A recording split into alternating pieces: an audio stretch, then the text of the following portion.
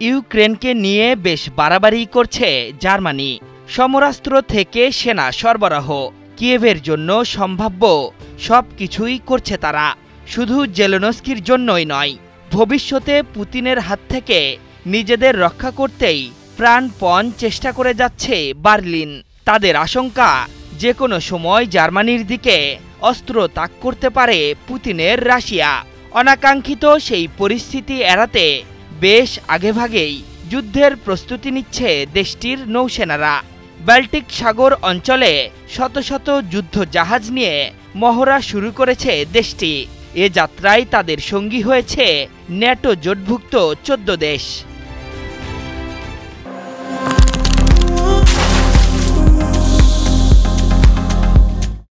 বার্তা সংস্থা রয়টার্স জানিয়েছে, বাল্টিক সাগর অঞ্চলে জার্মানির নেতৃত্বে নর্দার্ন কোস্টস নামের সামরিক প্রশিক্ষণ শুরু হয়েছে।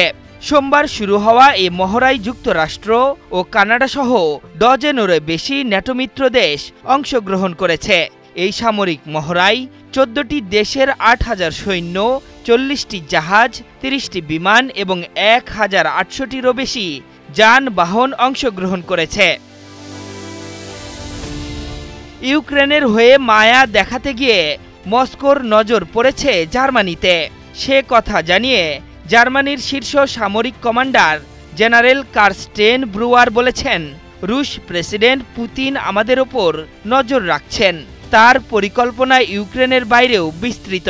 সশস্ত্র বাহিনী হিসেবে আমাদের এর জন্য প্রস্তুতি নিতে হবে। মহড়ায় অংশগ্রহণকারী বাহিনী হাইব্রিড এবং প্রচলিত উভয় হুমকির ওপরই মনোনিবেশ করছে।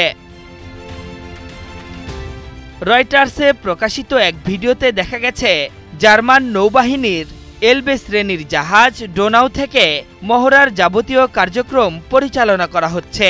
মহড়ায় অংশ নেওয়া কৌশলগত দলের অন্যান্য জাহাজের ক্রুরা আকাশ ও সমুদ্র থেকে আক্রমণের বিরুদ্ধে প্রতিরক্ষা মহড়ার পাশাপাশি চিকিৎসা ও লজিস্টিক অনুশীলনও করছে। সামরিক এই মহড়া নিয়ে কার্স্টেন ব্রুয়ার বলেছেন, সামরিক মহড়াগুলো কোয়াড্রিগা মহড়া সিরিজের মূল অংশ হবে, যার লক্ষ্য অংশগ্রহণকারী সশস্ত্র বাহিনীর প্রতিরোধ ক্ষমতা বৃদ্ধি করা এবং অপারেশনাল প্রস্তুতি উন্নত করা। পাশাপাশি সমুদ্র, স্থল এবং আকাশপথে লিথুনিয়ায় সৈন্য এবং সরঞ্জাম পরিবহনের অনুশীলন করার ঘোষণা দিয়েছেন তিনি।